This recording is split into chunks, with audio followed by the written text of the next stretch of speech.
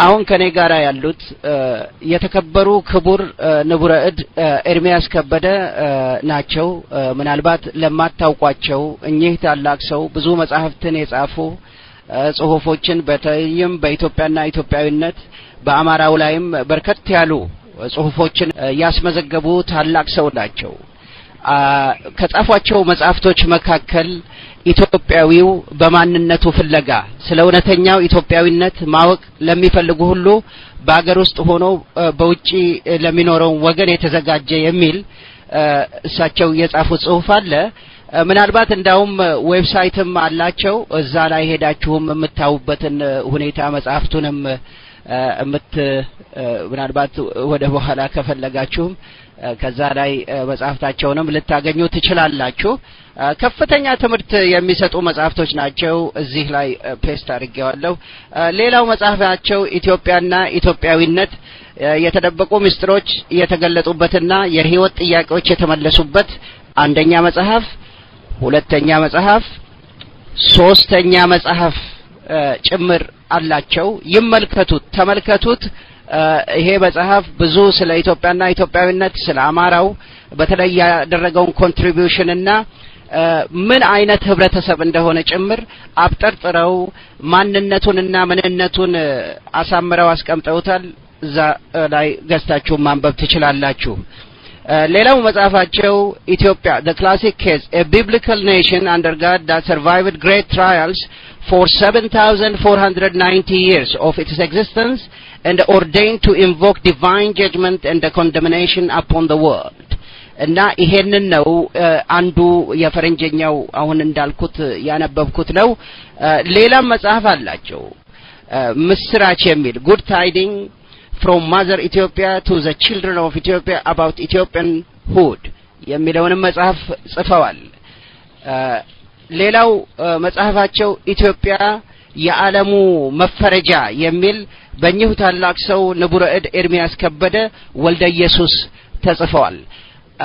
ንቡረ እድ የተከበሩ ክቡር ንቡረ እድ ኤርሚያስ ከበደ በቅድሚያ ጊዜ ወስደው ወገኖቹን ሊያስተምሩ እዚህ ስለተገኙ በዚህ ውስጥ ባሉት ወገኖቼና እንደዚሁም አድሚኖቹና በራሴ ስም የከበረና ታላቅ ምስጋናዬን ላቀርብልዎት እወዳለሁ። እግዚአብሔር ይስጥልኝ። ለኔም ትልቅ ደስታዬ ነው። ደስ ነው የሚለኝ እናንተንም እግዚአብሔር ይስጥልኝ እላለሁ። ሁላችንንም እንዲህ ለመገናኘት ስላበቃን ለእግዚአብሔርም ለእናቱ ቅድስት ድንግል ማርያምም ምስጋናዬን አቀርባለሁ። እሺ፣ በጣም ነው የምናመሰግነው። እግዚአብሔር ይስጥልን ንቡረ እድ። እንግዲህ ዛሬ በተለይም እርሶ ከሚጽፏቸው መጽሐፍትም ሆነ በተለይም ዛሬ ያለንበት ዘመንና በተለይም የአማራውን ህብረተሰብ አስመልክቶ እንዳው ኢትዮጵያንም ጭምር በአጠቃላይ መቼስ አማራና ኢትዮጵያዊነት የሚለያዩ ጉዳዮች አይደሉም። እስቲ ወደ መጀመሪያው ጥያቄ ልሂድና የአማራው ህዝብ በኢትዮጵያ የነጻነት ታሪክ ውስጥ የተጫወተው ሚና ምን ይመስላል? ለግንዛቤ ይረዳ ዘንድ ለአድማጮቻችን ቢያስረዱልን። አመሰግናለሁ። መስመሩ የእርሶ ነው፣ ይቀጥሉ። በጣም ደስ የሚያሰኝ ነው ግንኙነታችን። በቅድሚያ እኔ ጋር እንደዚህ እንድንገናኝ እግዚአብሔር ያደረገው ያለ ምክንያት አይደለም። እኔ ስለዚሁ አሁን ስለተቀረበው ጥያቄ መጽሐፍ የጻፍኩት የዛሬ እንግዲህ ብዙ ዓመታት አልፏል። በ1991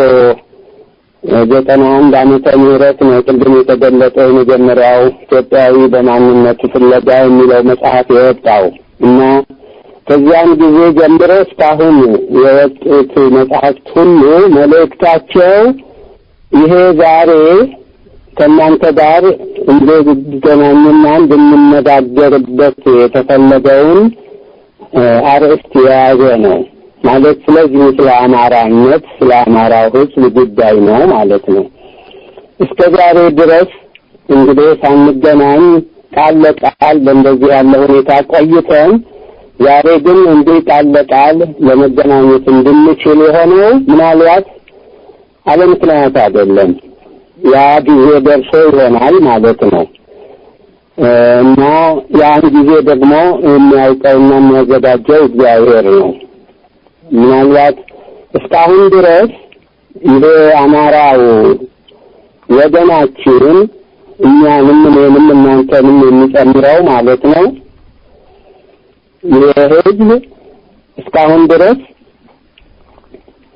የደረሰበት ያለበትን ሁኔታ ሁሉ ለምን እንደዚህ እንደሆነ እንዲያውቅ እኔም በእግዚአብሔር ቸርነት ከብዙ ተደርግ ሰይፍን ከስልሳዎቹ አንዱ ሲሆን ከዚያ ድኜ ይህንን መልእክት እንዳደርስ ሲሆን ነገር ግን ይህንን መልእክት እስካሁን በስራ ላይ ሳናውለው በመቆየቱ ምክንያት አያችሁ ይሄ ሁሉ በደል እስካሁን በወገናችንም በእኛም ላይ በሁላችንም በሀገራችንም በማንነታችንም ላይ ደርሶ እናየዋለን። እስካሁን ድረስ ይኸው እኛው ራሳችን ሁላችን የምንሰማው እና የምንከተለው የምናምነው ማንን ነበረ?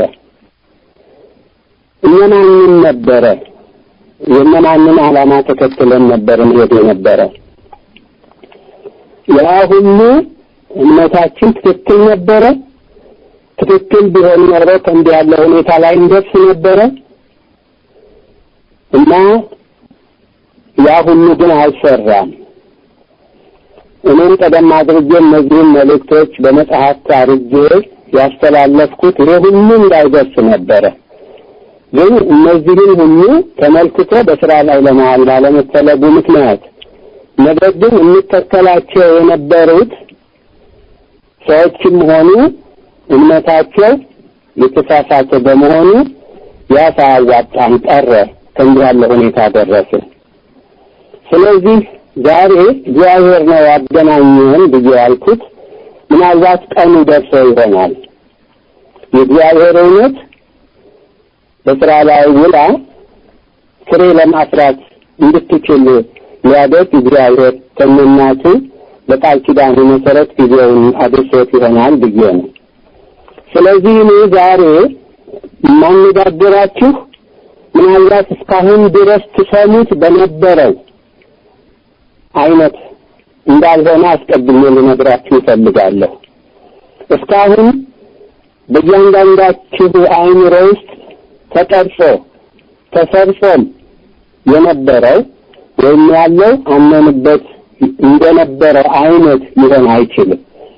ምናልባት እኔም ስናገር እናንተም ስትጠይቁኝ እኔም ስመልስ እስካሁን በነበረው አይነት አቋማችሁ ሊሆን አይችልም፣ አይገባምም። እንደዚያ ከሆነ ደግሞ ልንደማመጥ አንችልም። ይሄ እኔ የምነግራችሁ ሁሉ መልእክቱ የኔ አይደለም። እንደ ሰውነቴ እንደ ኢትዮጵያዊነቴ የኔ አይደለም፣ የእግዚአብሔር ነው። የእግዚአብሔር ከሆነ እናንተ ደግሞ ልትሰሙኝ የሚገባው በዚያ በእግዚአብሔር መንፈስ ወይም በዚያ በእውነተኛ የአማራነት አእምሮ መንፈስ መሆን አለበት። እስካሁን እኮ ልንደማመጥም ልንገናኝም ይህንን ችግር ልናስወግደው ያልቻልነው እኮ ያን የአባቶቻችንን የእናቶቻችንን እውነተኛውን የአማራነት ባህሪ መንፈስ ይዘን ባለመገኘታችን እኮ ነው። የዛሬው ትውልድ እኮ አማራ ነው ይላል እንጂ አማራ እኮ አይደለም። እውነተኛ አማራ እኮ አይደለም። መልኩ በላይ ይመስላል እንጂ ወይም ምን ይላል እንጂ አይደለም እኮ። ቢሆንማ ኖሮ መጀመሪያውን ይሄ መቼ ይደርስ ነበር? የሆነ ችግር ከደረሰ ደግሞ እውነተኛውን ነገር ተረድቶ አውቆ የእግዚአብሔር ወገንነት ወይንም የእግዚአብሔር የሆነ ሰው እኮ ሲያጠፋም እኮ አጥፍቻለሁ ብሎ ጥፋቱን አምኖ መጸጸት አለ። ንስሐ የሚባለው ይሄ ነው። እግዚአብሔር የሰራልን ይሄ ነው። አባቶቻችን እናቶቻችን እኮ ሳይወድሉ ቀርተው አይደለም። ይሄ በታሪካችን ብዙ ጥፋት ይደርስ ነበር። ግን ማጥፋታቸውን አምነው እኮ ይቅር በለን ብለው በንስሐ ስለሚመለሱ ያ እንደዛሬው ያለው ችግር በአጭር ጊዜ ውስጥ እኮ ይወገድ እኮ ነበር። ያው ብዙዎቻችንን በዛን ዘመን የተወለድኩም ቢሆን የጣሊያንን ጊዜ ያው የምታስታውሱ አላችሁ ትላልቆች። እኔ ጣሊያን ያኔ አላውቅም። የሆነ በታሪክ እንደተረዳሁት ያው በዛን ጊዜ ጣሊያን በ5 ዓመት ውስጥ እንደዛ ያለውን ታላቅ ጥፋት በኢትዮጵያ ላይ ሲያደርግ እኖርበታለሁ ለዘላለም ብሎ አስቦ የነበረበትን ቀርቶ ያው በ5 ዓመት ውስጥ ነው ሁሉም ነገር የተመለሰው። ዛሬ ግን ወደ ስንት ዓመት ወደ 40 ዓመት ሊሆነን እኮ ነው። የአፄ ሥላሴ መንግስት ማለት ያገዛዝ ከወደቀ ጀምሮ ያው ኢትዮጵያ የእግዚአብሔር መንግስት የምትባለው የእግዚአብሔር መንግስት ስርዓት ፈርሶ የዲያብሎስ የሰይጣን እግዚአብሔር የለም የሚል ስርዓት ነው የተተካው። ከዚያን ጊዜ ጀምሮ እስካሁን ያለውን እንግዲህ ስናየው ቀላል አይደለም። ነገር ግን ያ ሁሉ ሆኖ ለምንድን ነው ይሄ ሁኔታ እየባሰበት እንጂ እየተቃለለ እንኳን ሊሄድ ያልቻለው? ሌላ ምንም ምክንያት የለውም።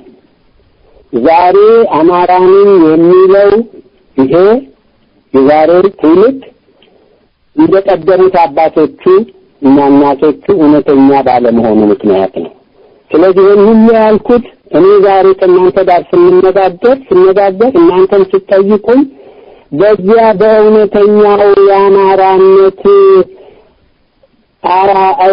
አቋም፣ እምነት፣ መንፈስ፣ ባህሪ፣ አይምሮ ሆናችሁ ካልተገኛችሁ ልንግባባ አንችልም። ምናልባት በምን በኩል የምትሰሙት ይህንን የተለየ አገላለጽ አቀራረብ ስለሆነ ለአንዳንዶቻችሁ እንግዳም ሊሆንባችሁ ስለሚችል ያንን አቋም ትታችሁ በአሁኑ ጊዜ ለጥቂት ለአጭር ጊዜያችንም እንኳን እውነተኛውን የዚያን የአማራነት ባህሪና አይምሮ አቋም ይዛችሁ እንድትገኙ አስቀድሜ ለማሳሰብ ነው።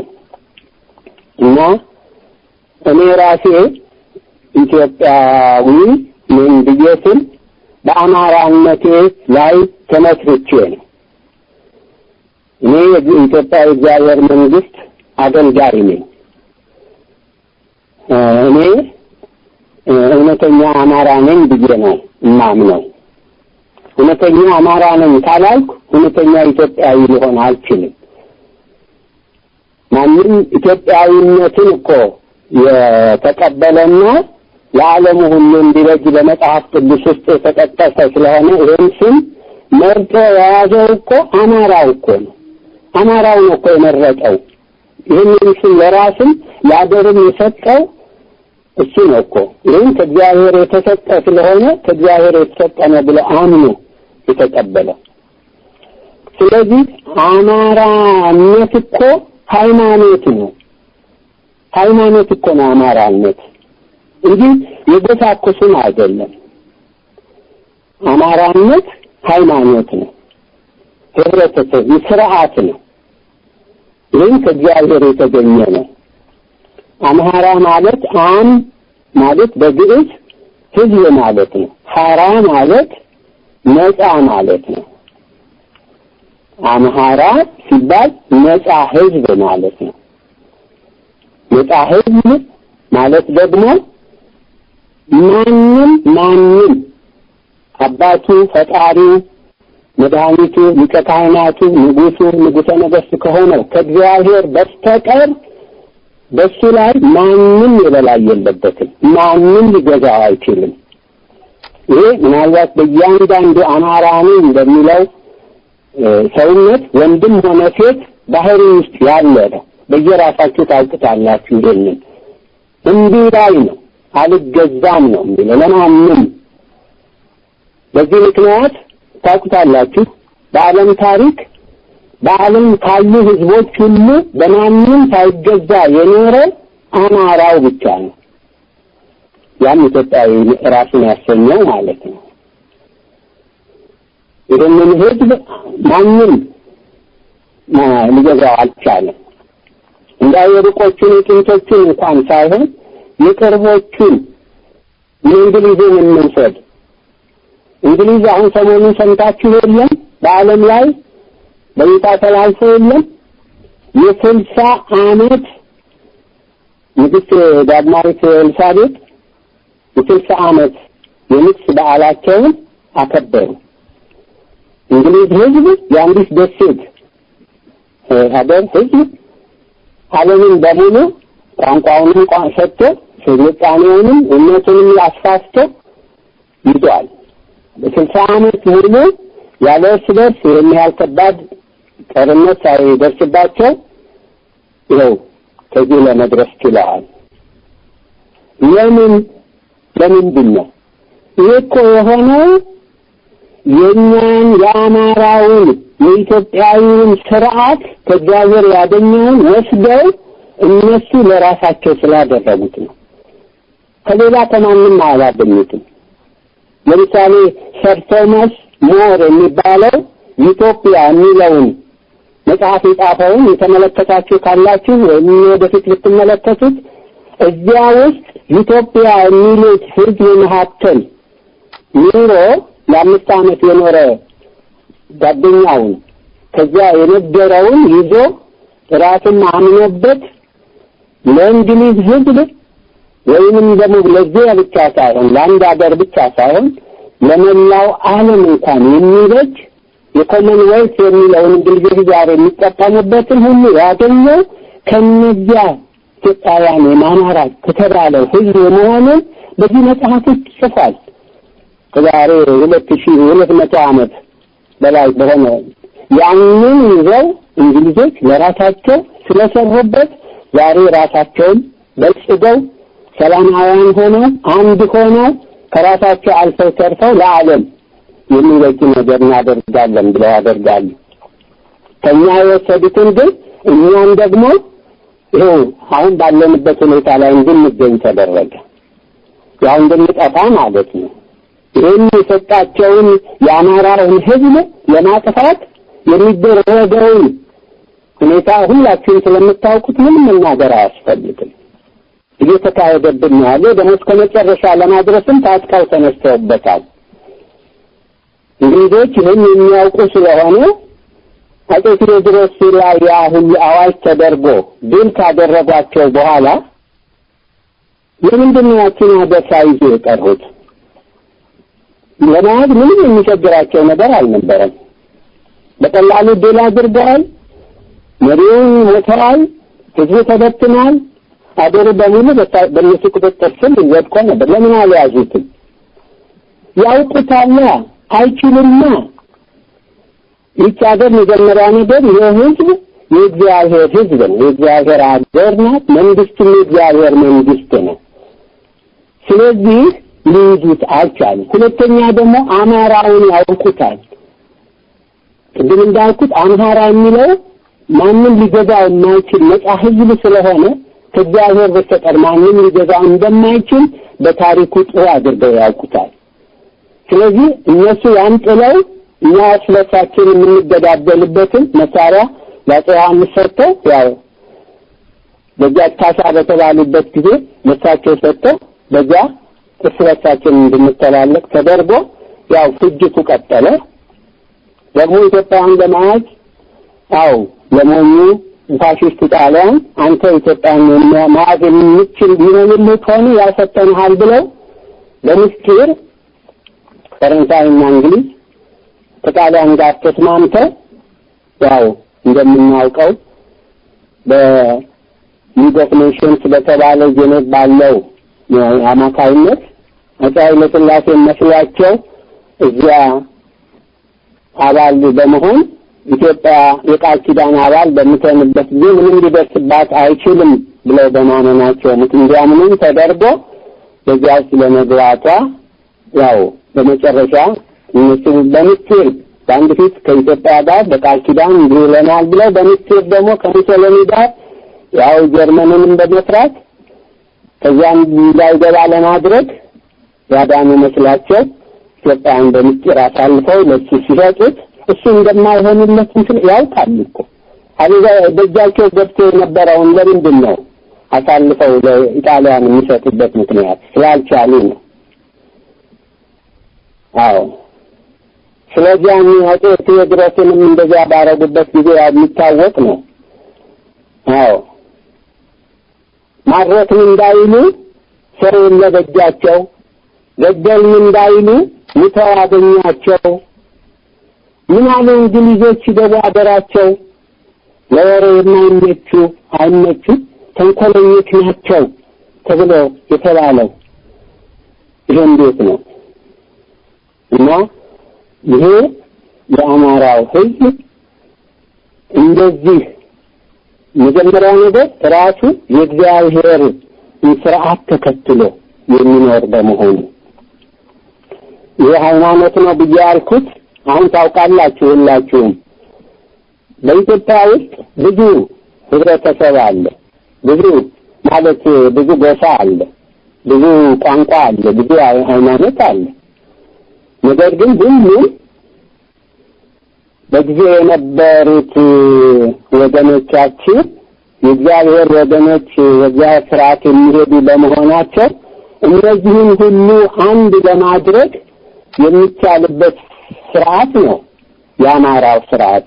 ይህን ስርዓት የፈጠሩት ደግሞ እነሱ ናቸው። አምሃራ የሚለውን ስም ያገኙት በዚያው ነው። ቋንቋቸውም አማርኛ የተባለውም በዚያ ምክንያት ነው። እና ከዚያ በኢትዮጵያ ውስጥ ያለው ልዩ ቋንቋ፣ ልዩ ዘር ወይንም ልዩ ጎሳ ወይንም ልዩ ሃይማኖት ያለው ሁሉ ወደዚህ ህብረተሰብ ሲገባ ታውቁታላችሁ አማራ ሆነ ነው የሚባለው። ያም የሚሆነው ተጠመቀ እንኳን ወይ ክርስቲያን ሆነ እንኳን አይባልም። አማራ ሆነ ማለት ነው። ምን ማለት ነው ታዲያ? ሃይማኖት መሆኑ አይደለም እንዴ? እዚያ ውስጥ ሊገባ የሚችለው ይህንን ከጥንት ጀምሮ ከአዳምና ሔዋን ጀምሮ የነበረውን እስከ ድንግል ማርያምና ኢየሱስ ክርስቶስ ድረስ የነበረው ሰባቱን የእግዚአብሔርን ቃል ኪዳናት የያዘውን የቅዱስ ኪዳን ሃይማኖትን ይህን የአማራነት የኢትዮጵያዊነት ሃይማኖት የሆነውን ይህን ይዞ ሲገኝ ያ ሰው እዚያ ህብረተሰብ በጥምቀት ነው የሚገባ፣ ተጠምቆ ነው የሚገባ። ስለዚህ ያ የነበረውን ለባዕድ ለአምልኮ ባዕድ ወይም ለሌላ ለሰው የሚገዛ የነበረው ሁሉ ይቀርለትና ቋንቋውንም ሌላውንም ሁሉ ነገር ትቶ በዚህ በአማራነት ሲገባ ተለውጦ በጥምቀት አዲስ ሰው ይሆናል። እንደ ክርስቶስ ማለት ነው። የክርስቶስን ምሳሌ ይሆናል ማለት ነው። በዚህ አይነት አማራ ማለት ሃይማኖት ያለው ከእግዚአብሔር የተቀበለውን እንዲህ ያለውን ተቀብሎ የኖረ ነው። ስለዚህ የአማራ ህዝብ እኔ ከዚህ በፊት የነበረውን አዲሰጣውን አገልግሎት ምን ተብሎ ነው የሚገለጸው? እኛ እኮ አማራው ማለት በኋላም ራሱን ኢትዮጵያና ኢትዮጵያ ያለው እሱ የኖረው እኮ ለ7504 ዓመት እኮ ነው ዛሬ ነፃ ህዝብ አማራ ነፃ ህዝብ የተባለው እኮ እንዴትም ብቻ አይደለም። ነፃነቱን እኮ አሁን ከእስራኤል በተገኘው አይደለም እንደ 3000 ዓመት ኢትዮጵያዊነት ወይም አማራነቱን ትቶ እኮ እስራኤል አለ እኮ አማራ ከእስራኤል እኮ በፊት ነበር አማራው እኮ። ግን ኢየሱስ እኮ ወደ ኋላ ሲሄድ ብዙ አጋዚ መጣውጪና በራሱ መጣወጥ ሌላ መጣ የሚያወጣ ነው። በየጊዜው ስሙ ይለዋወጥ እንጂ በመጨረሻ ይዞት የነበረው የአማራነት ከምንም አምልኮ ከምንም የበላይ ነፃ የሆነ መሆኑን ለማሳየት ያው ይህንን ስም መረጠ እና ይሄ ስሙ ደግሞ ባለፈው በታሪኩ እያረጋገጠው ነው የመጣው። ነፃ ሆኖ የኖረው በ3000 ዓመት ብቻ አይደለም። ይሄ 3000 ዓመት እስራኤል ወደኛ ወደ ኢትዮጵያ የመጡበት ማለት እግዚአብሔር በእነሱ በኩል ቃል ኪዳኑንም ሃይማኖቱንም ሁሉንም እንዲይዙት ባለመቻላቸው ምክንያት ከነሱ ወስዶ ወደ ኢትዮጵያውያን ወደ አማራ ያመጣበት ጊዜ ነው። ያው ንግሥተ ሳባ ሄዳ ከሰሎሞን ምኒልክን ወልዳ ከመምጣት በኋላ ያ ከዚያ እስከዛ ድረስ የነበረውን የአማራውን ታሪክ የት ልናደርገው ነው? ኋላ ኢትዮጵያዊ የተባለው የት ልናደርገው ነው? 5000 ዓመት ተውነውና 3000 ዓመት ነው ብለን ከምኒልክ ከሰሎሞንና ማክዳ የተወለደው ከመጀመሪያው ልጅ ከምኒልክ ጀመርና 3000 ብቻ ብለን ቁጥር ጀመርን እኮ። ዛሬ ድረስ 3000 ዓመት ነው የምንለው ታሪካት። ያ ከዚያ በፊት የነበረው የአማራው ታሪክ ማለት የኢትዮጵያዊ ታሪክ ጠፋ እኮ። እኛ ግን አማራ የተባለው ይሄ ነፃ ህዝብ የተባለው የኖረው ዛሬ ድረስ የምንቀጥለው ከአዳምና ከሔዋን ጀምሮ ምክንያቱም እምነቱም ስርዓቱም ሁሉም ነገር ከእግዚአብሔር የተገኘ ተጠብቆ የኖረው በእኛ ዘንድ ስለሆነ በአማራው ዘንድ ስለሆነ ዛሬ 7504 ዓመት ነው በነፃነት ኖረናል ብለን የምንለው። ይሄን እግዚአብሔርን ይመታ ይሄንን ሲጋደልበት የኖረው አማራ በመልካሙም ጊዜ በሰላሙም በሱ ነው የሚገኘው። በክፉም ጊዜ በመከራውም ጊዜ መከራውን አይቶ ደሙን አፍስሶ ስጋውን ቆርሶ አጥንቱን ከስክቶ ባዶ እግሩን እየሄደ ውሃ እየጠጣ ሽምብራ እየበላ ጥሬ እየቆረጠመ የጠበቀው ነፃነት ነው። ይሄ ዛሬ የ7504 ዓመት ነፃነት አማራ የተባለበት ይህንን ለማድረግ እኔ ባለፈው ጊዜ አማራዎች ይሄን ማንነቱን ለመጠበቅ ምን አይነት ተጋድሎ አድርጓል ነው የሚባለው? ያላደረገው ተጋድሎ አለ እንዴ? ምን ተርቷል እኮ። ጠላት በመጣ ቁጥር ደግሞ ማንንም መጀመሪያ ሄዶ ሊያጠፋ የሚሞክረው መከራው ሁሉ እየደረሰበት የሚያልቀው መከራውን የሚያየው ማን ነው? አማራ አይደለም እንዴ? ሌላ ማን ነው እንግዲህ? ዛሬ ለኢትዮጵያ ምንላት ራሱ ኢትዮጵያ ትባል ብሎ ተስማምቶ ተቀበለው ማለት ጀምሮ እኮ የስም ጉዳይ አይደለም እኮ ስም አይደለም ትልቁ ነገር ምግባር ነው። ሃይማኖትና እምነቱና ምግባር ነው እንጂ በሰው ልጅ የስያሜ ነገር ምንም አይነት ስም ቢሰጡት ለአንድ ሰው ያ ሰው አይለወጥም እኮ ስሙ አይለውጠውም እኮ ወይም ስሙ አያሻሽለውም። ራስን ማንነቱን መለወጥ ማስተካከልና የራስን በእምነቱም ሆነ በምግባሩ ማረጋገጥ ያለበት እንጂ ስም ጉዳይ አይደለም። ስለዚህ ይሄ አማራ የተባለው እስከዛሬ ድረስ የከፈለውን እኔ እንዴት ብዬ ነው ልዘረዝረው? ምን ያልከፈለው አለ? ሌላው ቀርቶ ጠላት ጣሊያን በመጣም ጊዜ ከዚያም በፊት የመጣው ጠላት ሁሉ ቅድም ያልኩት የእንግሊዞችም ሆነ ሌላውም ሁሉ ሌላ ስንቱ ነው ጠላት ሆነው የነበረው እና ማን ላይ ነው ያው ጥቃቱን ያደረሰው?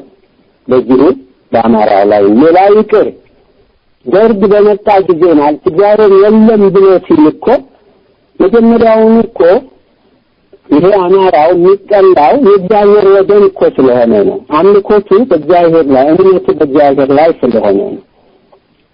ስለዚህ ይሄ በኢትዮጵያን ወይም አማራውን የሚችናገር ለማያዝ ሲፈለግ እኮ መጀመሪያ የሚደረገው እኮ ያንን በዚህ እምነት ያለው ነገር ማጥፋት ነው። ግን ይቻላል አይቻልም? ደርግ ያንን ሁሉ ጥቃት የፈጸመው በሌላ በማንም ላይ አልፈጸመም፣ በአማራው ላይ ነው የፈጸመው ተከታትሎ እስከ መጨረሻው ድረስ። ያ ሆኖ ግን አማራው ጠፋ ወይም አማራነት ጠፋ አልጠፋም። እሱ ጠፋ። ዛሬ ደግሞ የተነሱት ማንንም እየተከታተሉ የሚያጠፋሉት ማንንም ነው? ሌላውን እኮ አይደለም አማራውን እኮ ነው። ለምን እሱና እቺን ሀገር ኢትዮጵያ ያሰኘው ኢትዮጵያዊነትን እውነተኛ ኢትዮጵያዊነትን ያሰኘው እሱና ደግሞ እነዚህን እኮ አሁን ያሉትንም ቢሆን እኮ ራሳቸው አማራነትን የኖሩበት ነው ምን ሊሉም የሚገባው ያ ነበረ። ግን ክደው እኛ የምንሆነው ብለው ሲሉ ያን የዘረኝነት ነገር ሲያመጡ እና የሌላው መሳሪያ ለባዕድ መሳሪያ ሲሆኑ እነሱ ናቸው። የሰው ጠባይ ነው የመለዋወጥ። ይሄ ደግሞ የአማራነት አይደለም። ይሄንን የሚያደርግ አማራ ካለ አማራ ሊባል አይቻልም፣ አይገባምም። አማራ ታማኝ ነው፣ ጨዋ ነው፣ የእግዚአብሔር ሰው፣ በእግዚአብሔር እምነት በቃል ኪዳኑ ጸንቶ ያለ ነው፣ ቃሉን የሚያከብር ነው። ለእግዚአብሔርም የሰጠውን ለራስም የሰጠውን ለሰውም የሰጠውን የሚጠብቅ ነው። ይህ የሚለዋወጥ አይደለም፣ የሚገለባበጥ አይደለም። ዛሬ ኢትዮጵያን ለማጥፋት የተያዘውን ታውቁታላችሁ። ድሮ በግንባር በፊት ለፊት የሚመጣውንና ሰው እንዳመጣጡ ይመልሱታል። በብልሃት በጥበብ በእውቀት በእምነት በልዩ ልዩ መንገድ የሚመጣውን እንዳመጣጡ ይመልሱታል። ለምን? በእግዚአብሔር እምነት ስለሆኑ እግዚአብሔርን የያዘ ደግሞ በእግዚአብሔር እውቀት የሆነ በእግዚአብሔር ስርዓት ያለ የሰው ስርዓት ወይም የሰይጣን ስርዓት ሊያሸንፈው አይችልም። ሁልጊዜ በልጦ የሚገኘው ይሄ ነው። አማራውም ከሌላ ሁሉ በልጦ የታየ በዚህ ምክንያት ነው። ስለዚህ የመጡትን ሁሉ በዚህ አይነት ይመልስ ነበር እና ዛሬ ያሉት ግን ያን በኃይል እንኳን የመጡባቸውን እንደናጤ ምኒልክ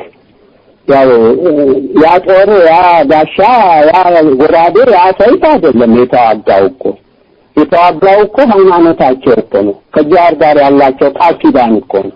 መላእክት እኮ ናቸው የተዋጉት፣ ሰዎች እኮ አይደሉም።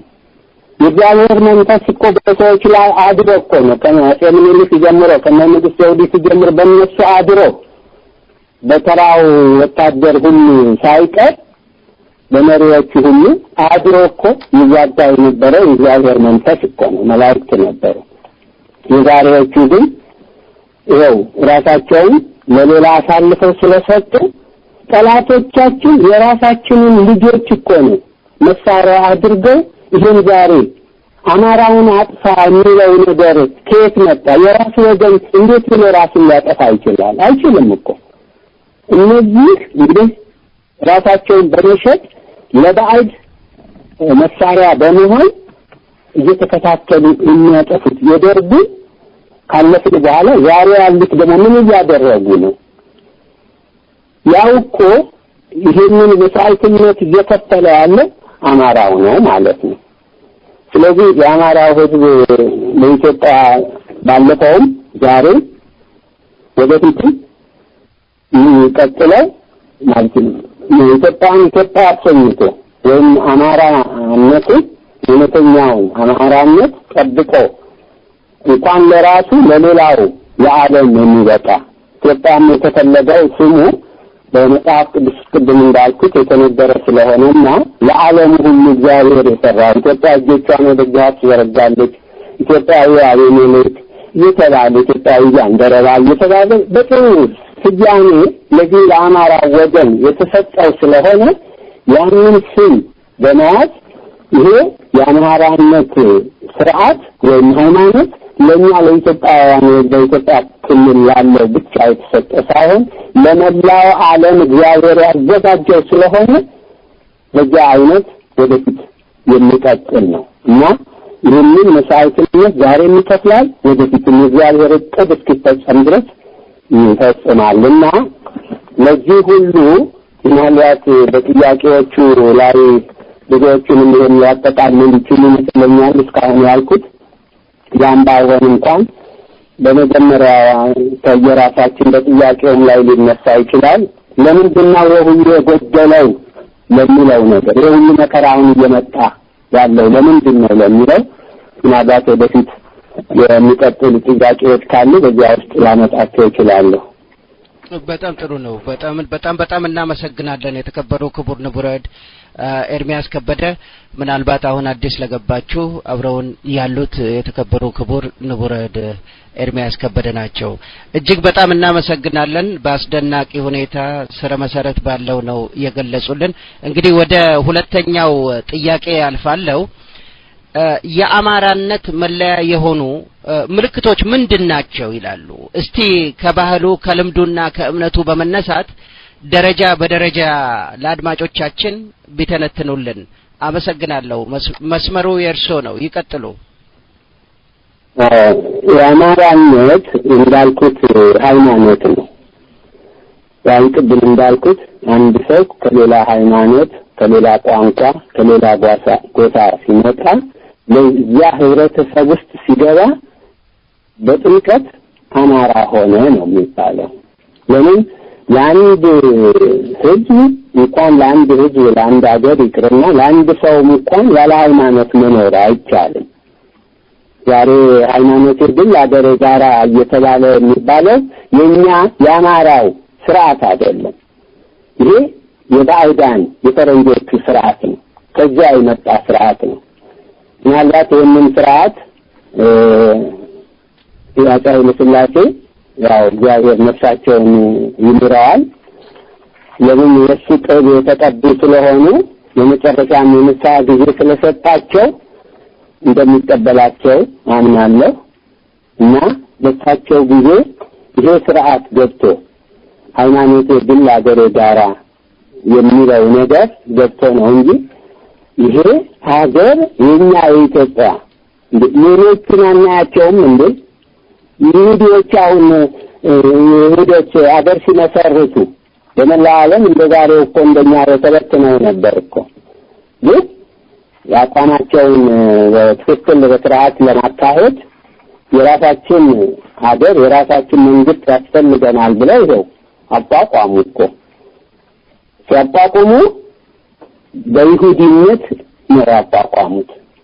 ጂዊሽ ስቴት ነው። በዚያ ውስጥ ሌላው ይኖራል ብለው ነው። በእስልምና የሚኖሩት ሀገሮች ሁሉ ሃይማኖታቸውን ያው መመሪያቸውን ሁሉ የራሳቸው ህግ ሆኖ በእስልምና አይደለም እንዴ የሚኖሩት በየሀገራቸው? ይሄን በግልጽ የሚታያልን ዓለም ተቀብሎት የለም እንዴ? ይሄንን በዚያ በውስጣቸው ሌላ ሃይማኖት እንኳን ሊኖር አይቻልም ብለው ባሉት ቦታ ተቀብለዋቸው የለም እንዴ? የሳውዲ አረቢያ መንግስት አሁን ኢትዮጵያውያን ወለታቸው የሆነና በእነሱ ሀገር ሄደው ጌታን ልደት በዓል በሚያከብሩበት ጊዜ በቤታቸው ነው ያው በእኛ በህጋችን መሰረት የማረጋችንም ተብለዋልም የታሰሩት። እያንዳንዱ ሀገር ያለ ሃይማኖት መኖር አልችልም ብሎ በራሱ በማድረጉ ያደርጋል። በእኛም እኮ በየትም ሀገር ያለ ሃይማኖት መኖር አይቻልም። ምናልባት ይሄ ያለ ሃይማኖት አንድ ሀገር አንድ መንግስት መኖር አለበት የሚለው እምነት የእግዚአብሔር አይደለም፣ ከእግዚአብሔር የተገኘ አይደለም። ሆነ ብሎ ዲያብሎስ የእግዚአብሔርን ለእግዚአብሔር ብሎ ያንስቶ የቀረውን ለራሱ ለማድረግ እንዲመቸው ነው። እግዚአብሔር ደግሞ ሰውንም በስጋም በነፍስም በመንፈስም የፈጠረው ስለሆነ ነፍስም ስጋም መንፈስም እግዚአብሔር ናቸው። ዓለሙን በሙሉ የሱ ነው። አማራው ይህን እምነት ተቀብሎ እግዚአብሔርን በስጋም በነፍስም በመንፈስም አንድ ነኝ ብሎ ነው ያመልከው የነበረው እንጂ የስጋውን ለስጋ ለሰይጣን ሰጥቶ የነፍስን ደግሞ ለእግዚአብሔር ሰጥቶ አይደለም። ይሄ የባዕዳን የሰይጣናዊ የሆነ አስተሳሰብ ነው ይሄ።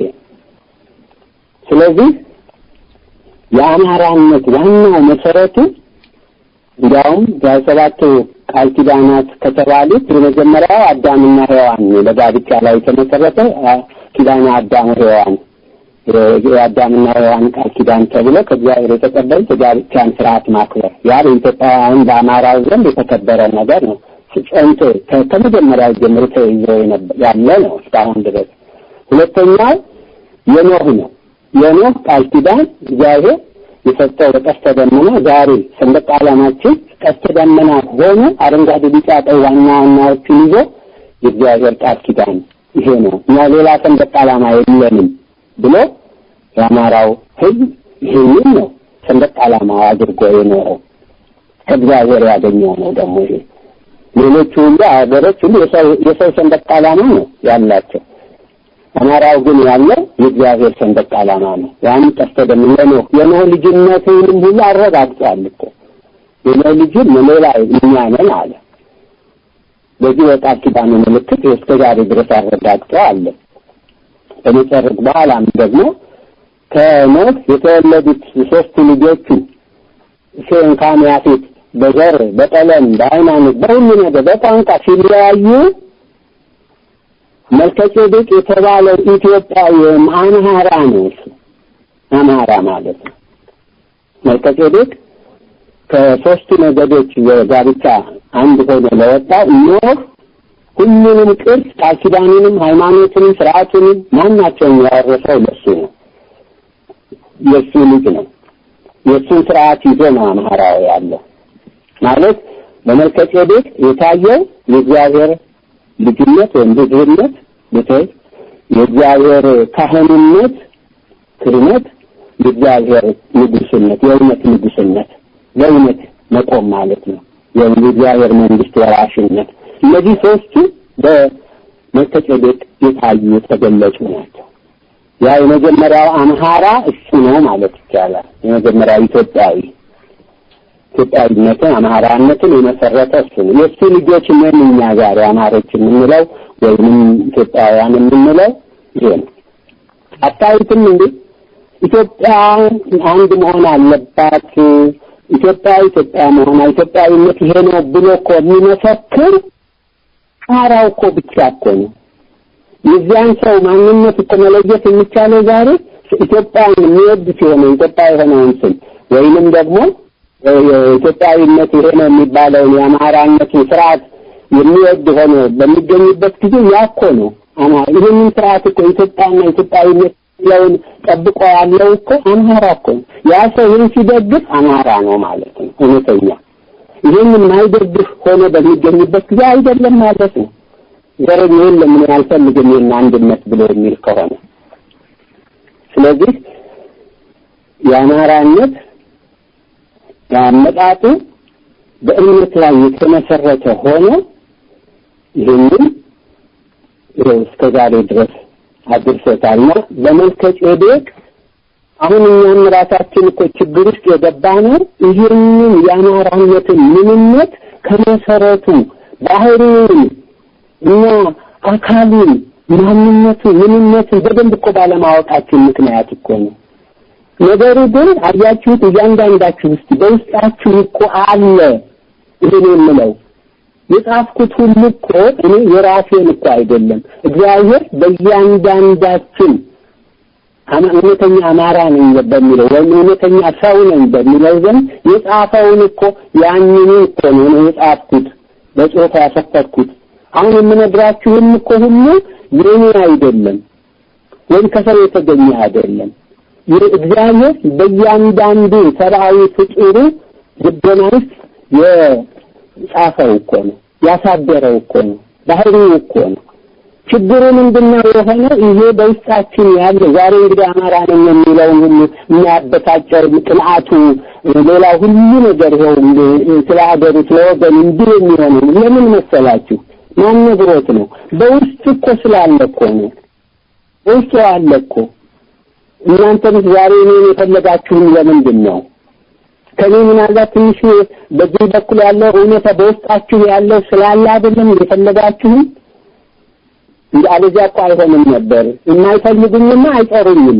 ስለዚህ ጉዳይ እንድንነጋገር አይፈልጉም። በመጽሐፍ ጽሑፍ ያለው በብዙ በቃል የሚናገረው ግን አይወዱትም፣ አይፈልጉትም። የእግዚአብሔር እውነት ስለሆነ እውነተኛ አማራ ግን ይወደዋል። ይሄን ሌላው ቀርቶ የአማራነት እኔ ጎጃሜ ነኝ፣ እኔ ጎንደሬ ነኝ፣ እኔ ሸዋ ነኝ፣ እኔ ወለየ ወይም እንዲህ ነኝ የሚል ሁሉ ሊሆን አይችልም። እውነተኛ አማራ አይደለም ይሄ። ከዚያም አልፎ እንደገና በየቦቱ ደግሞ እንዲህ ከመባል ይደረሳል። ይሄ ሁሉ አያስኬድም። አማራነት በእግዚአብሔር መልክ የመልከጼዴቅ ልጅ ነትን በቃል ኪዳን ከእግዚአብሔር የተቀበለ መሆኑን ያመነ ነው። አሁን እንዳልኩት መልከጼዴቅ ከነዚህ ከሶስት ዘሮች ተወልዶ ከሴም ከካም ከያፌት በመወለዱ ምክንያት እያንዳንዱ ኢትዮጵያዊ የራሳቸውን ሕይወት ማንም ነው ነጭ ከኔ ይበልጣል ብለን እንላለን እንዴ? ጥቁር ከኔ ያንሳል እንላለን እንዴ? ወይም ቀዩ ከኔ እኩል ነው እንላለን እንዴ? ሴማዊውንም ቀዩ ያፌታዊውንም ነጩንም ካማዊውንም ጥቁሩንም ሁሉም እኩል አድርጎ ነው ኢትዮጵያዊ ያው አማራ የሚቀበለው። በሱረን ሁሉም እኩል ናቸው። ለምን? የእውነተኛው የመልከጼዴቅ ልጅ ስለሆነ ነው። ኢየሱስ ክርስቶስ እኮ ምሳሌ የሆነው ለክርስቶስ ምሳሌ የሆነው እኮ ነው። ክርስቶስ እኔ የሴም ነኝ፣ እኔ ካም ነኝ፣ እኔ ያፌት ነኝ አላለም። ኢትዮጵያዊ ነው፣ አማራ ነው ኢየሱስ ክርስቶስ። ድንግል ማርያምም አማራ ነች፣ ኢትዮጵያዊት ነች። ለምን? ይሄ ነው አንድ የሚያደርገው የእግዚአብሔርን ፍጡር ክርስቶስን በእነዚህ ዘር በአማራነት አራማይክም የሚባለው እኮ የነበረው ቋንቋ እኮ አማርኛ እኮ ነበር። አራማይክ እኮ የሚባለው እሱ እኮ ነው። ክርስቶስ በነበረበት ጊዜ ይነጋገር የነበረው ይሄ እኮ ነው። አማራነት የሃይማኖት ነው ያሰኘው። ያን በዚህ በመልከጼዴቅ ቃል ኪዳን አምኖ ራሱን በውስጡ ያለ በመሆኑ እያንዳንዱ አሁን በእኛ እኮ ከእስራኤል ባገኘነው ባቡል ባህል በዛ እኮ ተመስተን ነው ቤተ ክህነትና ቤተ መንግስት ተባለና ይሄ የእስራኤል ነው፣ የኛ የኢትዮጵያውያን አይደለም፣ የኛ ስርዓት አይደለም። የኛ ስርዓት የመልከጼዴቅ እንዳልኩት አንድ ኢትዮጵያዊ ይሄ የእግዚአብሔር ልጅ ነው ይላል በቤተ ሕዝብነቱ። የእግዚአብሔር ካህን ነው የሚለው እንኳን ወንዱ ሴቷ እንኳን። ከዚህ በኋላ ደግሞ የእግዚአብሔር መንግስት ወራሽ ነው እንጂ ንጉስ ነው። ይሄ የተለየ ሰሎሞናዊ ወይም በዚህ በዘር እንደዚህ ሆነ የሚባለው ነገር እኮ ሁሉ ከእስራኤል ያመጣነውና የሰዎች ስርዓት ነው እንጂ የእግዚአብሔር ስርዓት አይደለም። እያንዳንዱ እውነተኛ አማራ ለዚያ ለአጤነቱ የማይበቃ የለም። እውነተኛ ለምን ሶስቱንም የያዘ የቃል ኪዳን የመልከጼዴቅ ልጅ በመሆኑ በቃል ኪዳኑ እንደ መልከጼዴቅ ያደርገዋል። አማራን ያሰኘው እኮ ይሄ እኮ ነው። የሕዝብ ያሰኘው ይሄ ነው። ከእግዚአብሔር በላይ ሌላ የለም። ራሱን መግዛት የሚችል ነው። ለብቻውን ሲሆን ራሱን መግዛት ይችላል። ራሱን መግዛት አይደለም እንደሚበልጠው አንድ ሰው ሲል ራሱን እኮ የሚገዛ ነው ከተባለ ጥሩ እኮ ነገር ነው። ያንዳንዱ አማራ ራሱን የሚገዛ ነው፣ የሚቆጣጠር ነው። እንዳ ከራሱ አይቶ ሌላውንም ደግሞ የሚጠብቅ የሚያስተዳድር ማንንም ወደ ሰፊ ሆነው እኮ አገር ለማስተዳደር ለመሪነትም የሚታጭበት ለምንድን ነው እንዴ? ከሌላ ጎሳ አይነቱት ምሳራሪ ሀብተ ጊዮርጊስ በአፄ ምኒልክ ጊዜ ከዚያ ደረጃ የደረሱት ምንድን ነው? በምንድን ነው እንዴ? ሊነጥብ እኮ የተባሉት ያንን አምሃራ ሆነው ሲጠመቁ ሀብተ ጊዮርጊስ እኮ ተባሉ። ምሳራሪ ሀብተ ጊዮርጊስ ተብለው የነበሩበትን ደረጃ ሁሉ ያውቀው የለም እንዴ? ለምንድን ነው ከዚያ የወጡት? እዚያ እምነት ውስጥ ሲገቡ አማራ ሲሆኑ ከዚህ በኋላ በእምነታቸው ሁሉን አንዱን አድርገው ራሳቸውም ተለውጠው እኮ ሁሉም ሆኑ፣ ፍጹም ሆኑ፣ የመልከጼዴቅ ልጅ ሆኑ። ከዚህ በኋላ ያው ሌሎች የዚያ የሚበቁትን ሁሉ የመረጡ እንደ ራሳቸው በመሪነቱ ከፍተኛው ደረጃ መድረስ ብቻ ሳይሆን ሌሎችንም እኮ ለዚያ ያጨነትን ሁሉ ለንግስትነቱ እንዲበቁ እኮ አደረጉ። የንግስት ዘውዲቱን ያቀርብላቸውን ሁሉ እንዲያውም አንድ ጊዜ እንደምን ራሱ አጫ የሆኑ ማይነክስም እኮ አሏቸው። ሌላው ተከሚባል ተባለ ይባላል። ለምን ራሱ አይሆንም? ያ ሁሉ ጭቅጭቅ በተነሳበት ጊዜ በልጅ ኢያሱ ምክንያት ብዙ መከራ ፈተና ሀገራችን በደረሰበት ጊዜ እና ከዚህ ሁሉ እኮ የሚያበቃን አማራነቱ ይሄ አማራነት የመልከጼዴቅ ልጅነታችን ነው። በክህነቱ ማን እንዳልኩት እኛ አሁን ምን አደረግን? ካህኑና ምእመኑ ተለያይተው አንተ ካህን ነህ የእግዚአብሔር አገልጋይ ነህ ይለዋል ጫው ምእመኑ እና እዚህ በእኛ ስልጣን በዚህ በመንግስት ስልጣን አንተን አያገባህም ይባላል። ያ ደግሞ የለም አንተ ጨዋ ነህና አንተ በክህነት ውስጥ የሚያገባህ ነገር የለም እኔ ነኝ በዚህ ኃላፊ እኔ ባልኩት ነው የሚለው ነገር ከኛ ከኢትዮጵያውያን ይሄ ኢትዮጵያውያን ስርዓት አይደለም። ፊት በእስራኤል በኩል የመጣብን ኋላ ደግሞ ግብጾች ኦርቶዶክስ የሆኑት የፈጠሩብን ችግር ነው ይሄ። በእኛ በኢትዮጵያዊ ከጥንት ጀምሮ ያለው ስርዓት አንድ ኢትዮጵያዊ ወንድም ሆነ ሴቱ በመልከጼዴቅ ምክንያት ማለት አማራው ሁሉም ነው። አሁን በዚህ በኩል ተመልከቱ ክህነትን ያለው ለመሆኑ ያንዳንዱ አማራ ስለ ሃይማኖቱ ይንገበገባል፣ ስለ ቤተ ክርስቲያን፣ ስለ ቤተ ክህነት እነዚህ ዛሬዎቹ ካህናት ተብዬዎች መነኮሳቱ ወይም ጳጳስ ተባሉት የሚሰሩት ይታየለ በዚህ ሁሉ ይንገበገባል እኮ። ለምን ምን አገባህ ተብሎ አልነበረም? ምን አገባህ ነው? እኛንን ኃላፊዎቹ እኛ እንደፈለግን የምንለውን ተከተል እንጂ አንተም ያገባህ ነገር የለም ተባለ እኮ። ግን እሺ አልላለ እንዴ አለ አልችላለ ሃይማኖቱ ነው ከእግዚአብሔር የተቀበለው በመልከጼዴቅ ልጅነቱ ምክንያት ካህን ራሱ አማራው ካህን እኮ ነው። ሙያውን ተቀብሎ ተምሮ መቀደስ እኮ ብቻ ነው የቀረበት እንጂ በስልጣኑማ ተቀብሎታል እኮ። ክርስትና በተነሳ ጊዜ አማራ ሆነ ተብሎ በተቀመጠ ወንድ ባርባ ቀን ሴትም በሰማንያ ቀን በተቀመጡ ጊዜ እኮ ያን ክህነቱን ጭምር ተቀብተውበታል እኮ። ንጉስነቱን ንግስትነቱን ልጅነቱን ብቻ አይደለም ሶስቱንም የመልከጼዴቅን ይዘውታል እኮ። ስለዚህ እውነታው ነው ዛሬ ቤተ ክህነት የያዙት የኛ የሃይማኖቱ ክህነቱ ቤተ ክህነት የኛ ነው ብለው እነሱ ያው ሌላውን ባይድን እነሱ መሳሪያ እያደረገ ይጫወቱብናል እርስ በርሳችን። እነሱም እንኳን እርስ በርሳችን መስማማት አቅቷቸው ይኸው ያሉበት ሁኔታ ታያላችሁ። አገራችን የጠፋችው በእነሱ ምክንያት ነው። ከመጀመሪያ ደርግ በመጣ ጊዜ ቤተ ክህነት እኮ ነው መጀመሪያ የተስማማ እኮ አሁን ብሎ አብሮ በጊዜ በነበሩት መሪዎች አብረው ተመሳጥረው ነው የኢትዮጵያን ሕዝብ ይሄን አማራ ለደርግ ሰለባነት ለደርግ ደም ማፍሰስ የዳረጉት እነሱ ናቸው። በዚያን ጊዜ የለም ኢትዮጵያዊነት ወይም አማራነት ወይም ስርዓታችን ይሄ እኮ ነው አንተ የራስህን እግዚአብሔር የለም ብለህ የምትል ከሆነ ሂድ እኛ ግን ስርዓታችን ይሄ ነው ብለው የኢትዮጵያ የተከነት ጠቅላይ ስራ አስኪያጅ የሰበካ ጉባኤን ባቋቋም ጊዜ እግዚአብሔር እኔን መሳሪያ አድርጎ ባቋቋምበት ጊዜ አዳማው እኮ ነው። እግዚአብሔር በዛን ጊዜ የሰበካ ጉባኤ እንዲቋቋም ያደረገው የኢትዮጵያን ውድቀት እኮ ያውቃል እኮ እግዚአብሔር ስላወቀ ግን አማራ ከነ ሃይማኖቱ ከነ ስርዓቱ እንዳይጠፋበት ይህን የሰበካ ጉባኤ አቋቋመ። ልክ ያቋቋመ በኢትዮጵያ መላ 14 ጠቅላይ ግዛት እንዲተዛወረ ከተቋቋመ አዲስ አበባ ውስጥ በደንብ ከተቋቋመ በደንብ መሰረት ከያዘ በኋላ ነው ልክ በዛው አንድ አመት ሳልት ነው ደርግ ስልጣን የያዘው። በዚህ ጊዜ የእግዚአብሔር መንግስት በኢትዮጵያ እምነት የአማራው ስርዓት ተጠብቆ እንዲኖር በዚህ የሰበካ ጉባኤ እስከ ዛሬ ድረስ ግን ያንንም ቢሆን ተመልከቱ። የዛሬዎቹ መነኮሳት ስልጣን ይዘው የሚያደርጉትን ተመልከቱ።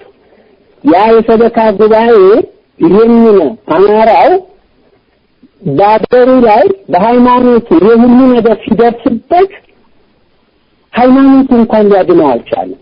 የሃይማኖቱ ሰዎች እንኳን ሊደርሱለት አልቻለም። የራሱ በሆነው ስርዓት የተቋቋመለት ስርዓት ይግዳልን ተቋቋመ። ምንም ችግር መንግስት ስጋዊ ነኝ ብሎ ተገንጥሎ ቢሄድ የሰበካ ጉባኤ ስርዓቱ ድርጅት የተቋቋመ በእግዚአብሔር መንግስትነት ስርዓት ስለነበረ በስጋዊ በኩል እንኳን የሚደርስበትን ችግር ለመቋቋም እንዲችል ተደርጎ ነበር የተቋቋመው። ያ የሰበካ ጉባኤ ተባለ። አገር ደረጃ እኮ ነው። በውጭ ሀገር ላሉትም ሁሉ ተላልፎ በውጭ ያሉንን ሁሉ በዚህ አይነት እንዲሆን ተብሎ ነው። ምናልባት እንደሚወድቅ ይህም ብዙ ጊዜ ተናግረናል እኮ። ግን ያ ማይሆን ከሆነ የእግዚአብሔር መንግስትነቱን የአፄ ሥላሴ መንግስት እንዲህ ብሎ በባዕዳን መንገድ ከሄደ ይሄድ እንግዲህ ምን ማድረግ ይቻላል? እና ያ ከሆነ ራሷን ደግሞ አማራው ህዝብ ቤተክርስቲያኑን ሃይማኖቱን አገሩን መጠበቅ አለበት በሚል ነበር ይሄ ሰበካ ጉባኤ ተቋቋመው። ያንንም አሁን የራሳቸው የገንዘብ መሰብሰቢያና የስልጣን መፈጸሚያ አድርገውት ነው የሚያደርጉትን ትመለከታላችሁ። ይሄ ሁሉ ሲሆን አንድ ሰው እስቲ በሱ በኩል ምንድነው ሐሳቡ ወይ ምን ይደረግ ተብዬ የተጠየቅኩት ነገር የለም። ለምን የተጠየቅኩማ እንደሆነ ወይ አንድ ነገር ይደረግ ሊሆን ያቡን ነገር ነው። ባይዳኑ አይፈልጉትም። መሳሪያዎች የሆኑትን ሁሉ ይሄን የሚጠልቅ አይፈለግም።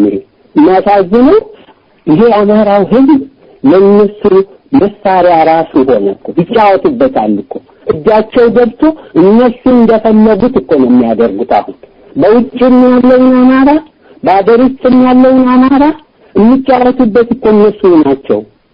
ለምን ራሱን አሳልፎ ለነሱ ሰጥቷል? እንዴት እግዚአብሔርን ከመናቱ ትቷል? ይሄ በመልከጼዴቅ ምክንያት ያገኘውን ከእግዚአብሔር ያገኘውን ጸጋ አልፈልግም ማለት አልፈልግም፣ እግዚአብሔርን ቃል ኪዳኑንም አልፈልግም ማለት። የቤተ ክህነቱ ክፍል መሪዎች ከደርግ ጋር ሲሆኑ ሆ ብሎ አብሮ ተከተለ። አንድም የተቃወሙ የለም። ማን ነው እስቲ? የትኛው ገዳም ነው ዛሬ ነው ዝቋላ በዚህ ይሄ ሆነ ተባለ? ያን ጊዜ ደርግ በሚይዝበት የገዳማቱ ምን አደረጉ? በገዳማቱ ያሉት መነኮሳት ምን አደረጉ? እንዴት ነበረ?